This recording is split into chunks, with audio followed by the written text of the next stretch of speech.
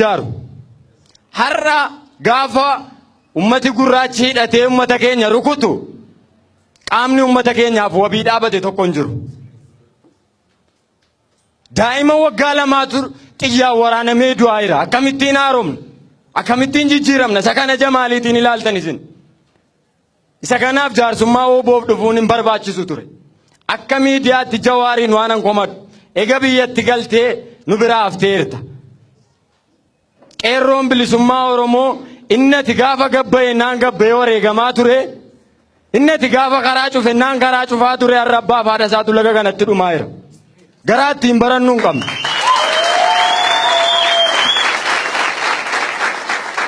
Miidiyaan kee har'a miidiyaa OMN'tu bira OBN isa jedhamtu iyyuu xinnoo wayyaadha. Hin jirtu nu bira. Sababii si jaallannuuf sababiiti kan keenya taateef immoo akkasiin jenna. Inni lammaffaan kanan jechuu barbaadu dinagdeedhaanis dadhabsiifamaa irra keessumaa lixa Oromiyaa. Nuti Oromoonni machaa nagaa qabna. Gadaan bulaa turree arras safuu qabna jaarsolii keenya abboota keenya ni kabajna. Garuu gama mootummaatiin hayyuun keenya dhabamaa jira. Waraanni dheengaddan ajjootti nama lama baajaajii keessatti rukute shakkinee ajjeefnee daa'ira guute. Kuni biyya Oromoon bushaa jiru keessatti maqaadhaaf. Akkasitti duunee gatii dhabaa jira. Dhiigi nama keenyaa karaa irratti dhangala'eef. Kunoo Arabi laga kanaa iyyuu hidhatee jira ooboo irraa maaliif hiiku? Eeyyuutu hidhachiise isaaniin biyya Itoophiyaa keessa qaamni hidhate danuu jira. Kan ooboo maaliif mataa nama dhukkubseessa? Ilmoo Oromoof kan wabii dhaabbatu yoo jiraate ooboo qofaa ooboo beena. Kanaaf itti ceccenna.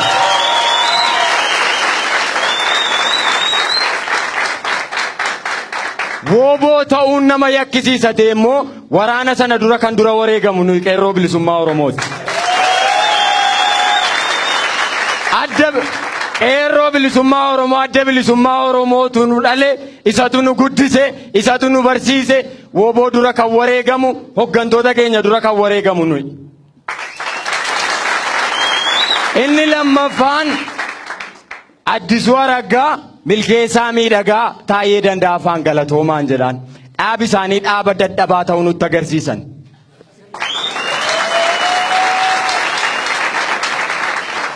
Dhaaba dadhabaa dhaaba hunkutaa ta'uu nutti agarsiisan. Gabbaani Geetaachoo Asaffaati kan lixa Oromiyaatti shororkaa kaaseedhan.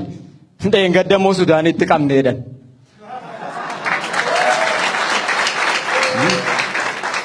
Haqaaf qabsoomni karaa cufuun hin barbaachisa yoo ta'e waraanni bilisummaa Oromoo rukutamu utuu nuun teenyu karaatti cufanna malee. Eenyu nu kee gadi hin darbu.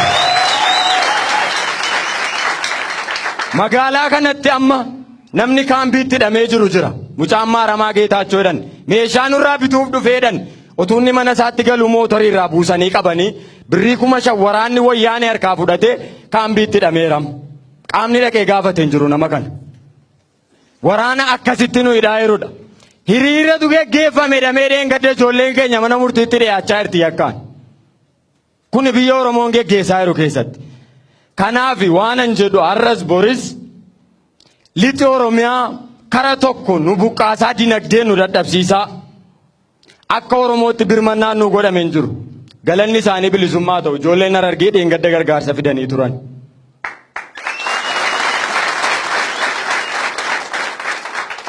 Ummata iyyoomee harka namaa eeggate immoo miti. Qabeenya guddaatu irraa saamame. Abbayyaan ceesifame loonni keenya. Re'een keenya abbayyaan ceesifame. Warqeen keenya abbayyaan ce'aayira. Eessa akka inni dhaqu immoo numa beekna. Qaama dhufee gaafatu dhibe malee maddi rakkoo sanaa eenyuun akka ta'e hin himna turre. Abiyyiin Lammaan jedhan maa gadi hin dhufne lixa Oromiyaa maa sodaatu isaan.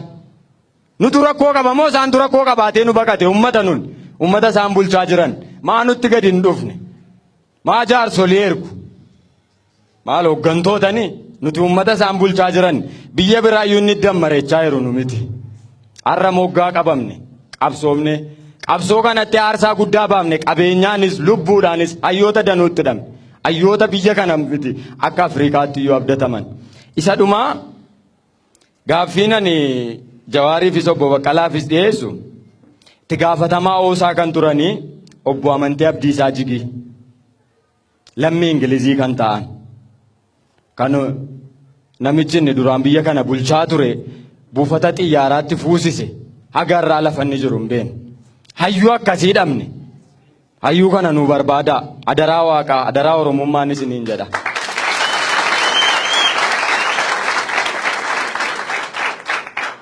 Haga irraa qara laalaa irraa namoota baay'ee galee hidhame namoota baay'ee lafa isaanitti awwaalaman illee dhageenye irraa isa kana garuu qara laalaaf awwaalannee garaan kutannee jiranneen ta'e isa xumuraa waanan jechuu barbaadu akkuma obboleessi koo amma kaase dhimma ooboo irratti murtii nuti qabnu tokkichaa fi tokkicha. Innis wabii dhabne seera dhabdummaan lixa Wallaggaa keessa hin jiru. Qaamni saamicha geggeessee hin jiru. Lammaan dheengaddoo hospitaalli cufameera jedhe. Barataan barumsarra hin jiru jedhe. Kaadiree akkasii qabu as keessaa. Har'a sababii keessaniif manni barumsaa kun hafe malee jira manni barumsaa. Dheengadda gaafa karaa cufnu ani akka qeerroo bilisummaa Oromootti qeerroo bira jira. Karaa ambulaansiin darbu qeerroo bira dhaabatee banaa'eera. Gaafa daandii cufnu yoo akkasitti qabsaara. Isa kanaaf lixa Oromiyaa keessa rakkoon hin jiru nutti gadi kottu. Yoo dhuguma biyyi kun si harka jirate ummata kana bulchaa hirtate gadi kottu. Dhimma ummata keenya buqqeetti dura furmaata kenni. Qaamachi ummata keenya hidhate irraa dura eegsisi yakkamaarraa. Wabii nuti qabnu immoo Lammaas miti Abiyyiis miti eenyus miti waraana bilisummaa Oromoo tokkicha. Galatooma. Baaf kibbaa sassaabee walitti nu qabee fi maal gochuu dandeenya?